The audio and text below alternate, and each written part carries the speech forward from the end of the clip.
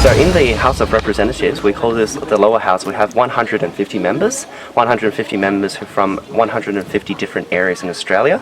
Each of these areas is called an electorate, and in each electorate there's about 97,000 voters. Now these electorates vary in terms of geographical size. The smallest one is in Sydney, it's a few suburbs. It's represented by the Prime Minister Malcolm Turnbull, and he is both a member for the local area as well as the Prime Minister for the whole country. The largest electorate is in Western Australia. It's very big. It's called Durack. It's actually the size of France and Spain and Germany combined. It's a huge area of land, and it's also represented by one member. Each member, if you're just a normal backbench member, so you're not a minister or something, you're about $185,000 a year. The Prime Minister of Australia gets paid a lot. Probably one of the highest paid leaders of a country in the world, probably around about $700,000. $700,000? $700,000 a year, yeah. But still one of the highest paid. He's paid higher than more than Barack Obama. So Barack Obama only gets paid like about $250,000 American dollars a year. So in Australia, all of the members have to come to vote. They have to attend Parliament. Yeah. The only reason they don't have to attend a Parliament is they have official business travelling somewhere, official government business travelling somewhere, or going overseas officially. So when that happens, usually what happens is the other party will grant them what is called like a pairing, so they will reduce one of their numbers.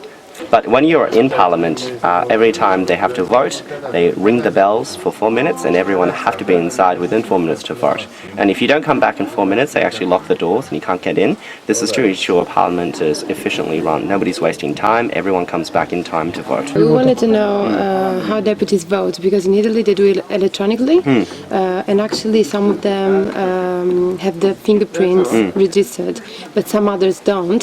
So the ones that don't, basically just, make the others to vote for them, which is illegal, as we were saying. Yeah, we don't do electronic voting, and we don't use pressing any buttons. Okay. So basically every time they need to vote, the Speaker of the House of Representatives will say, all of those in favour of this say aye, and then people say aye if they're in favour. All of those against say no, and people say no if they're against. Might have half the room say aye, half the room say no, and then the Speaker might say, I think the ayes have it. Then the noes can say, I think the noes have it. So somebody from the no camp can say, I think the noes have the larger number. So it's actually not a proper count. And then they do a proper count after that. Okay. So at this stage, the Speaker would say a division is then required. A division basically means that ring the bells for 4 minutes, everybody come into the chamber, and all of those who are in favour would sit on the government side, the right-hand side of the Speaker. All of those against will sit on the left-hand side of the Speaker.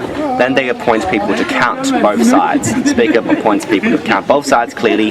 The tellers go up to tell the Speaker the count, and that's how we determine the final numbers. In Italy, deputies have the option to keep the vote hidden, so like the secret vote. Secret vote, yeah. Is it something that you can do here? In Australia, we don't have secret vote. No, every single member must demonstrate where they vote. Then the reason for that is because local people who chose a member know where their members stand on an issue. No secrets at all, because everything is recorded. All of your votes are recorded. So you can't promise people one thing and secretly do the opposite. Yeah.